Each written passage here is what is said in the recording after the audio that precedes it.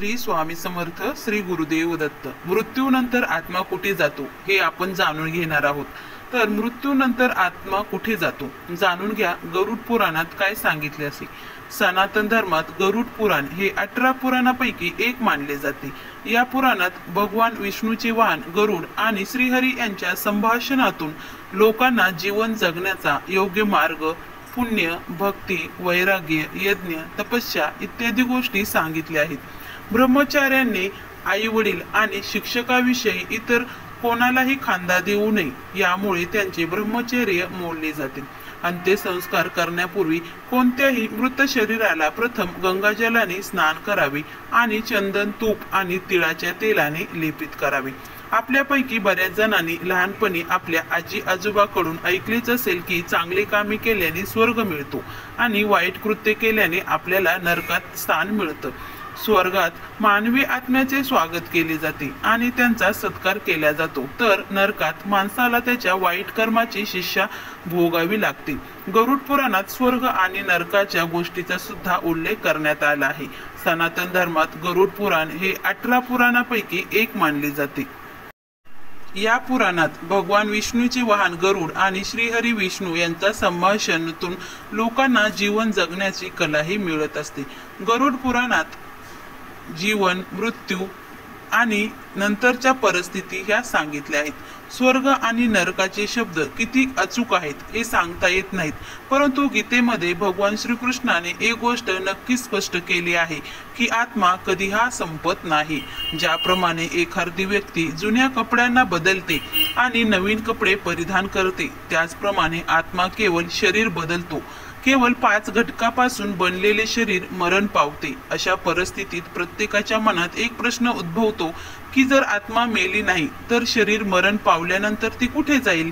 त्याला नवीन शरीर कसे मिळेल? गरुड पुराणात याबद्दल काय सांगितले, चला तर ते अगोदर जाणून घेऊया। आत्मा प्रथम यमलोकात जातो। गरुड पुराणात जेव्हा मृत्यू होतो तेव्हा यमलोकाकडून 2 यमदूत आत्म्याला सोबत नेण्यासाठी येतात। यमदूत येतात, आत्मा शरीर सोडतो आणि त्यांच्या सोबत यमलोकाकडे जातो।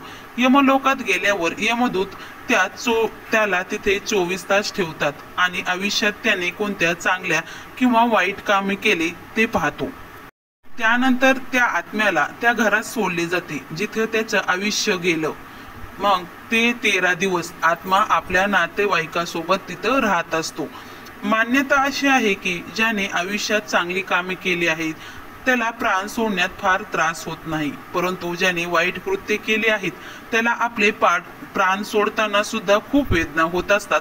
त्यामुळे तुम्ही असं ऐकलंच असेल की प्राण जाताना माणसाला खूप वेदना होतात, तर त्यामागे हेच कारण आहे की तर तुम्ही आयुष्यामध्ये चांगली कामं केली असतील तर तुमचं प्राण लगेच जाईल, परंतु तुम्ही खूप वाईट कामं केली असतील तर तुम्हाला प्राण सोडताना खूप वेदना ह्या होत असतात।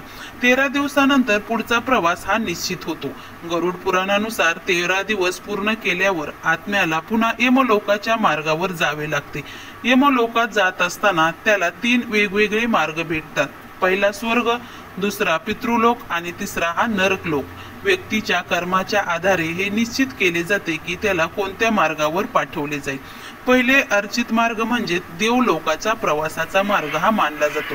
दुसरा मार्ग म्हणजे धूम मार्ग, पितृलोकाचा मार्ग आणि तिसरा मार्ग म्हणजे उत्पत्ती विनाश, जो नरकाच्या जाण्याविषयीचा मार्ग हा सांगितला जातो।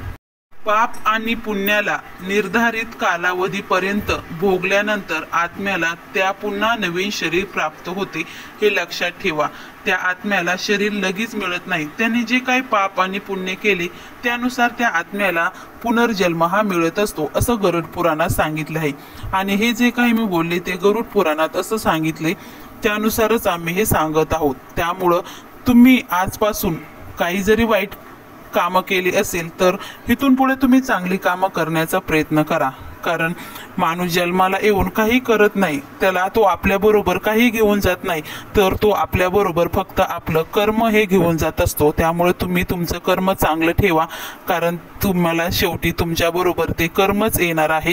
त्यामुळे कर्म चांगलं करा आणि सतत मुखामध्ये श्री स्वामी समर्थ नामस्मरण करीत राहा। बघा, तुम्हाला नक्कीच एक ना एक दिवस तुमचा चांगला येणार आहे।